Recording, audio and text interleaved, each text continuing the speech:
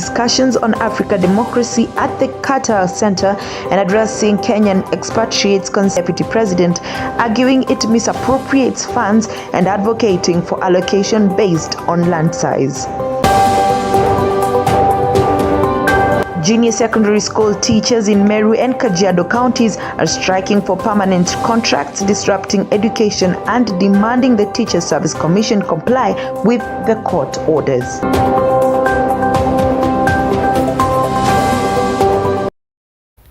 Welcome. Today marks the second day of President William Ruto's visit to the USA. He began his visit at the Carter Center in Atlanta, where he met with American leaders to discuss the democracy of African nations.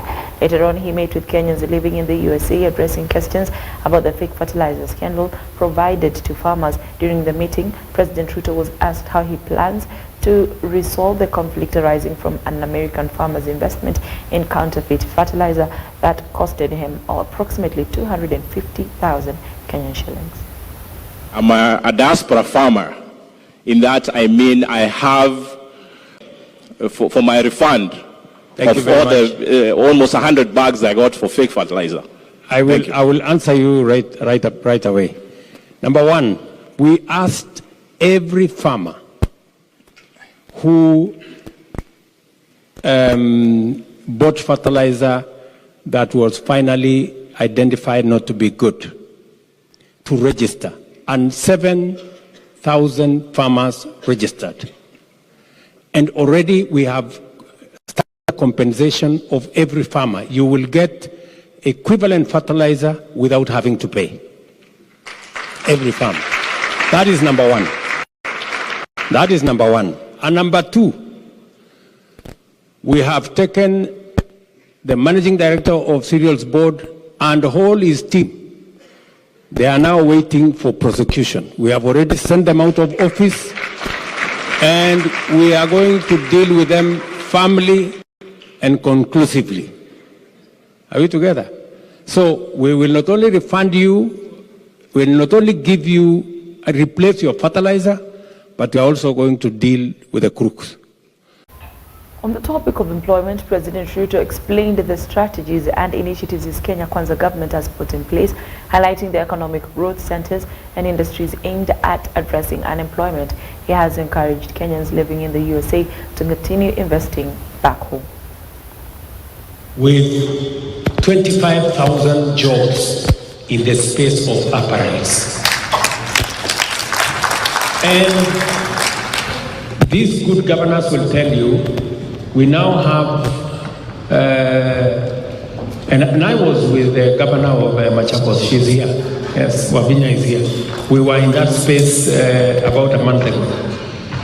And we now have 6 new special economic zones. We just gazetted 6 new special economic zones, so that it is not the EPZ in Athi River alone. We will now have an EPZ in Busia, in Eldoret, in Nakuru, in Kirinyaga, in Mombasa, and we are exploring, CS Miano is working with other governors so that we can have enough special economic zones for us to enhance our exports. Those spaces will be for us to create more jobs. So, I am asking you, good people, because I can talk to you for long, but I'm asking you as you hustle here in this great country, remember that you have a home to build, and let us work together in making sure that we build that. The government has pledged to increase its health collaboration with the United States to ensure that its goal of universal health coverage is achieved. This was stated by President William Ruto on Monday in Atlanta, Georgia, during his visit to the CDC headquarters, where he witnessed the signing of agreement between the CDC and the Kenya Medical Research Institute, the Ministry of Health, and the President's Emergency Plan for AIDS Relief, also known as PEPFAR. Ruto reiterated that the cooperation between the two nations aims to create a better future for Kenyans, including steps to boost local vaccine production. It's a profound day for us to be here, meeting here to discuss and celebrate the fruits of our collaboration, especially the Ministry of Health with CDC and the United States of America. Your Excellency, this would not have come at a better time than now. As we sit here, the world is now converging to discuss the international health regulations, to discuss the pandemic treaty. And all this is to build consensus for all members around the globe to be able to prevent, to detect, and to respond to public health emergencies. And that is what we have gone through, Your Excellency, at the Emergency Operations Center. Three things are very critical and at the center of what Kenya tackles. Health is one. The President has been extremely passionate on that, and he'll speak to it. The other is education, and the other is ensuring that there's food security. These things don't come cheap, particularly health. It's very expensive. It's a big challenge. And as we reflect on the issues that we have been shown today, I think it will be critical to figure out how can we channel more resources to the health sector. Now back home, due to the contentious proposal for resource or revenue allocation to counties, leaders from 15 pastoral counties have continued to oppose the recently approved proposal endorsed by Deputy President Rigathi Gachagua regarding the distribution of national revenue to counties through 1 shilling 1 vote system. As leaders argue that the proposal has no basis in county funds allocation, criticizing it as a covert way of misappropriating funds. Instead, they propose maintaining the allocation based on land size as stipulated in the Constitution of Kenya on devolution. Rigathi hajaona hizi vipenge. Je, akiapa kulinda katiba, hii haikuwa sehemu ya katiba ya Kenya? Kwa nini leo amejiteremusha, amekuwa kiongozi ya jimbo na sio kiongozi ya taifa? Iwapo anathibitishwa hatoshi kukuwa kiongozi wa Kenya, then arudi kwa Mlima Kenya awe governor huko, ataheshimika zaidi. Lakini Kenya hatoshi. People cannot access clean water. There is no tapped water. Yet in their places, the water is in the tap water is in every village, in every household. Same with electricity. Same with medical care. We will not accept. We will not accept, and we will urge His Excellency the Deputy President to be man enough to be the Deputy President of Kenya and not a village elder of Nyeri or Mount Kenya region for that matter. To be honest, I think we are tired of this issue of no resources should go to Northern Kenya. We are tired. We urge the proponents of 1 man, 1 vote, 1 shilling to step down from this regressive clamor and focus on promoting equitable and inclusive development and across the country. And if they persist, we will also continue with 1 man, 1 vote, 1 kilometer. Those who propagate this mantra believe that they think we have not gone to school. Actually, this is corruption from the back door. You want to steal resources through a policy. That policy, we reject it in total. Our residents and traders from Trans Nzoia County have openly opposed the proposal approved by Parliament regarding the increase in taxes for the 2024 financial year. Voicing their grievances, the residents lamented the harsh living conditions, stating that the government's continuous taxation will only add to the burden of traders and Kenyans in general. They are taxing people left, right and center. And worst of all, wana tax horizontally, wanaenda vertically. Hiyo ni kuacha mwananchi bila pesa yoyote kwa mifuko. Hii mambo ya multiple taxation tafadhali irudi chini ili watu wapate kupumua. Otherwise, ikiendelea hivi, we are fast degenerating into a spiral inflation, and eventually the economy is going to slump into a limbo and we'll have a total collapse. Tunaenda kuwa na total blackout. The way things are now, Kenya maneno inaenda kuharibika. Mimi ni mfanya biashara na nawaambia msikie, hata serikali isikie.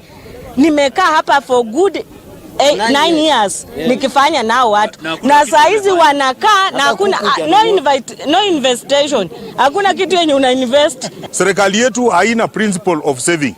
Ukitaka kuendelesha na kuwa na maendeleo, you go to embrace the principle of saving, ambapo unakusanya pesa na hizo pesa unaweka mahali pamoja, ili zinapokusanyika hata unaweza simamisha mambo ya maendeleo kwanza kwa muda fulani, then you accumulate enough capitation ya kuwezesha kuendelesha mambo yako ya maendeleo. Junior secondary school teachers have been on strike in various parts of the country for over 2 weeks now. In Meru County, the teachers marched in Meru Town demanding the Teacher Service Commission to offer them permanent and pensionable contracts, otherwise they will not return to classrooms.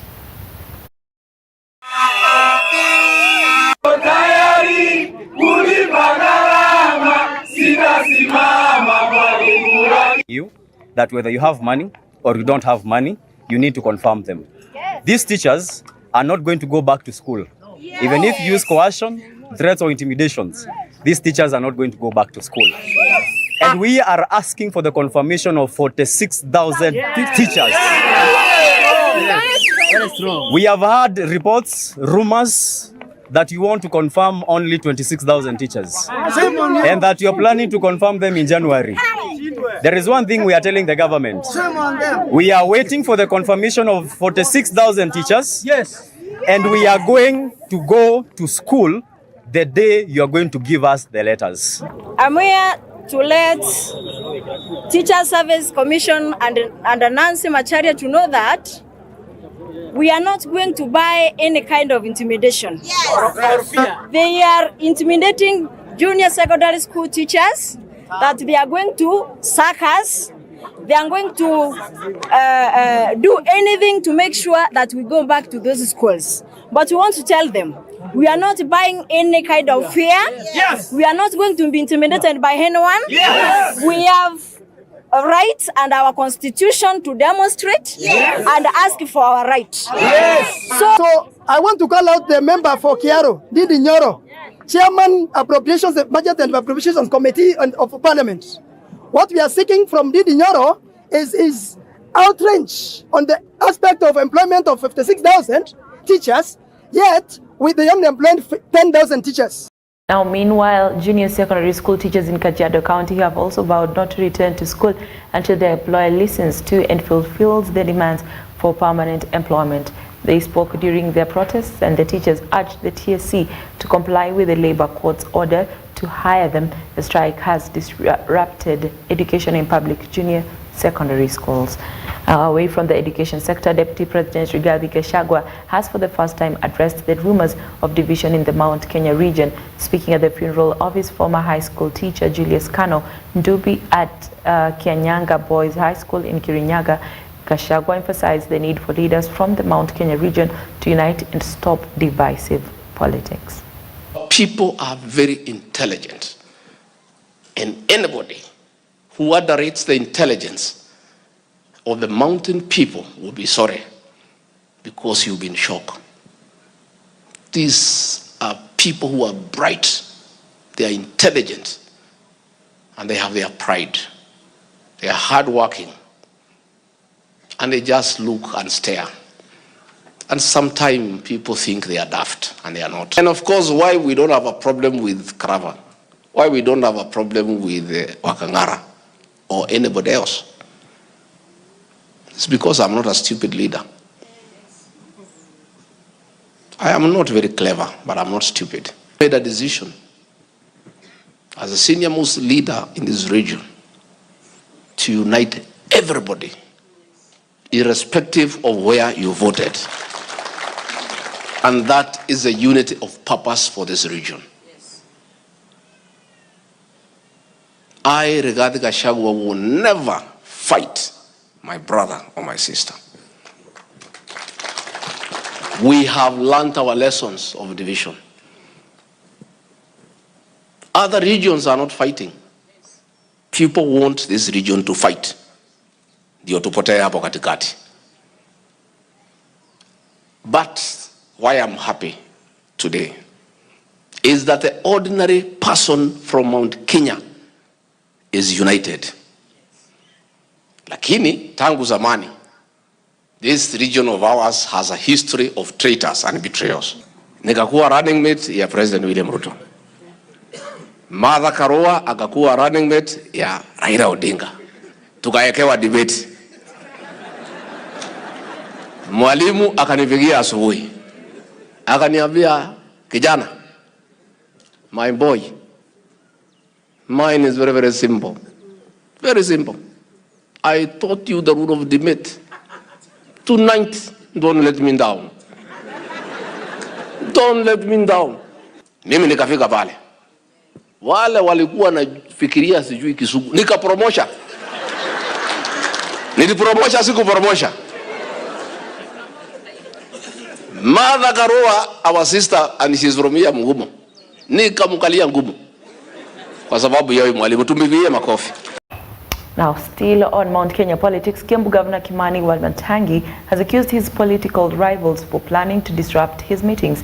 Addressing the violence that led to the death of a young man and injuries to some county officials in Kiganjo village, Thika, Wamatangi claimed that some leaders are spreading violent politics and urged the police to arrest those inciting the youths. Meanwhile, county assembly members from Kiambu are demanding justice for the family of the deceased young man. By close of the day today, we want to hear that this gentleman has been arrested.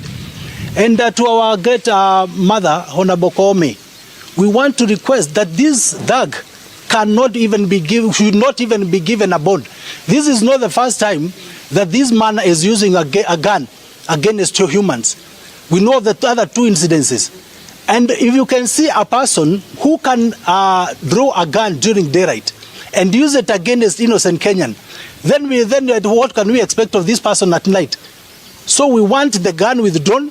We want this guy behind the bars, and let this guy hold the entire case in the cell, because this is one person who should not even be allowed to live amongst the people. Tumesema la ndani ya kaunti ya Kiambu, na kama governor nimesema wazi ya kwamba sitakubali watu yangu kukuja hapa kupigwa risasi kama watu hawana wenyewe. Hiyo kazi ilifanyika wakati sisi tulikuwa kwa ukoloni na wakati watu wetu walikuwa mabusu kwa mzungu. Sio wakati sisi tuko na uhuru. Police in Thika, Kiambu County have launched a crackdown to arrest those involved in the May 17th violence in Kiganjo that resulted in the death of one family member. According to security reports, the chaos was caused by supporters of local politicians. David Ndwati was reportedly shot and another person injured following a clash between supporters of Thika MP Alice Nganga and Kamera Ward Representative Peter Mburu. Residents and the affected family are demanding for justice. Kenya tunataka kama ni hivyo, hatuwezi kubali kila muda tunapoteza wa ndugu zetu na vijana wetu kiwolela wakiuliwa na wanasiasa na wawekwe ndani. Tunahitaji hata wakiua wanawekwa ndani. Tunapata haki zetu namna gani? Sisi wana bodaboda Kiganjo tuna uchungu sana, na Kenya tunataka ni haki itendekeze. Sawa, tumepatana na idara ya polisi na kwa hakika tumeona zile hatua ambazo wamekanyanga katika hii shughuli na katika hili jambo. Watu wangu ambao walikuwa katika lile tukia, kuna maganda kadhaa ya risasi ambayo waliokota, na siku ya leo tumeweza kuipeana kwa idara ya polisi ili uchunguzi uweze kuendelea, na mimi niko na imani ya kwamba haki ya huyu kijana rafiki yangu Ndwati itaweza kupatikana. Tumeona uchunguzi, tumeandika taarifa kutoka kwa mashahidi kadhaa. Tumepata vielelezo kadhaa ambayo tumetuma Nairobi kwa wataalamu wetu, na bado tuna wengine wachache ambao tutaandikia taarifa kesho, na tunahakikisha wananchi kwamba upelelezi umechukua mwelekeo mzuri na muda usio mbali sana watapata ripoti kamili. A group led by Narok West MP Gabriel Tongonyo claims that the United Democratic Alliance party elections were marred by irregularities. Tongonyo stated that they have issued a warning to the party's election board demanding the repeat of elections at 86 polling stations to ensure fairness. To be very clear, this is just level 2. We still have got 2 levels to go. which mean, of course, anybody declaring has won or has lost is not neither here neither there, because of course of the delegates who keep winning, they are from both sides. So in a context of me being the chair and the other one, we have not reached our level. So it's premature to say who won us or not. What we actually pointed, and we did from day one, and even of course our issues were vindicated, is that day one, this is an electoral process or a delegate process whereby the whole issue start from first level. You did wrong first level, you carry on the problem. And we highlighted about the 102 or 3 polling centers that of course no election took place. Either the gadgets were never delivered or people voted in their cars and in their homes and having the results transmitted. And the party, our position was vindicated. The party repeated in 86. Unfortunately, 123 problem of course was carried to the next level. So precisely what we are trying to say, that this is a party that we believe in democracy, fair play, and they must have a pause, relook the entire process, because we know Narok was going into this exercise as the first one in the country. And how we do it in Narok will of course affect what it is learned lesson. So it's up to the party. We, as the lovers of the party, we have taken stock ourselves. They need to take stock, see what they have done right, stick to it, what they have done it wrong, correct it, then we keep moving to the next levels. So I think I'm very clear. Only declared by the returning officers, by law, whichever way, which is the party here. And normally they do it after some stage, they declare the winners. But let's not be confusing. The whole thing here is being missed. Here we have our supporters, delegates who are participating in this contest, and they've been winning from whichever side, regardless of all these anomalies. So the results are normally declared and they get into the portal. And that's why we are saying, out of the declared results, 1,200 of those already declared by the party were expired again. Portland Cement Company has agreed to compensate residents of its land in Machakos County. This comes amid groups threatening to disrupt the process due to disagreements over the compensation amounts. According to the residents, the situation is causing them anxiety and fear of losing their homes. Kwa safari ya kukosangi makosa, kila member tulimwambia aende alipe pesa kwa account ya Portland. Lakini Portland wametuchelewesha kidogo kutupatia contract na kutupatia agreement. Lakini nataka kuwashua members, pesa yao iko kwa mikono ile halali. Number 2, kama kuna mtu yoyote akona shida na legalization, office yetu iko open kutoka Monday to Saturday. Akuja alete complaints zake hapo, tutatatua. Nataka kuhakikishia kila member, as long unajua kuna plot hapa na umelipia, hakuna plot hata moja itapotea. Kwa ule muda utapewa ulipie plot hiyo, na hakikishia hakuna member atanyang'anywa na hakuna plot ya mtu itapotea. Shamba hawezi kuwekewa kwa nini kwa trade. Shamba tulipigania, sasa ni miaka 14 tukiwa hapa. Na watu wengine walikuja juzi wanataka kuwa ati ndio wanajua zaidi ya sisi. Hii process haiwezi simama. Tunafanya vizuri sana na county government na national government na kila stakeholders tumewaweka ndani. Kwa hivyo hii process wanajaribu njia yote wagonge iharibike, na sisi tutasimama na members, na hakuna member hata mmoja atanyang'anywa plot yake.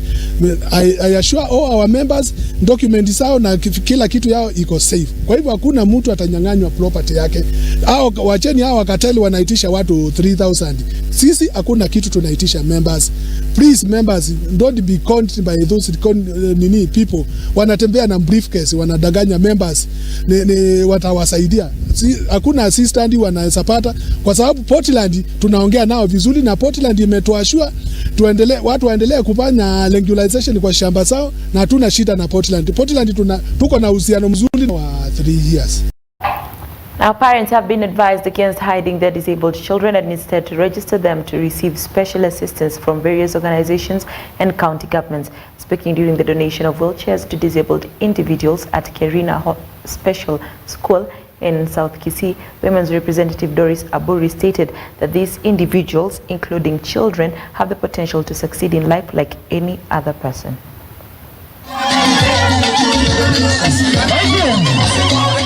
Wazazi wale wako nyumbani, usifiche mtoto.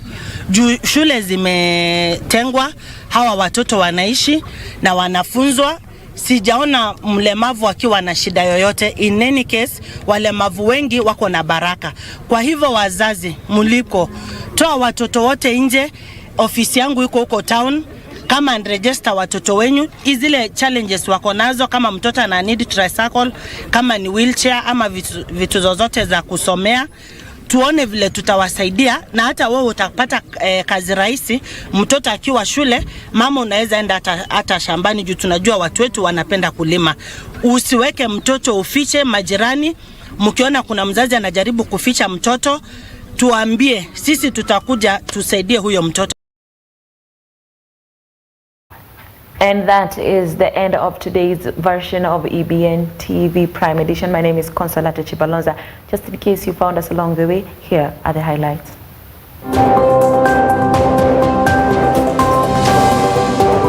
President William Ruto'S visit to the USA included discussions on African democracy at the Carter Center and addressing Kenyan expatriates' concerns, including the fake fertilizer scandal and employment initiatives. Leaders from 15 pastoral counties are opposing a revenue allocation proposal endorsed by the Deputy President, arguing it misappropriates funds and advocating for allocation based on land size. Junior secondary school teachers in Meru and Kajiado counties are striking for permanent contracts, disrupting education and demanding the Teacher Service Commission comply with the court orders.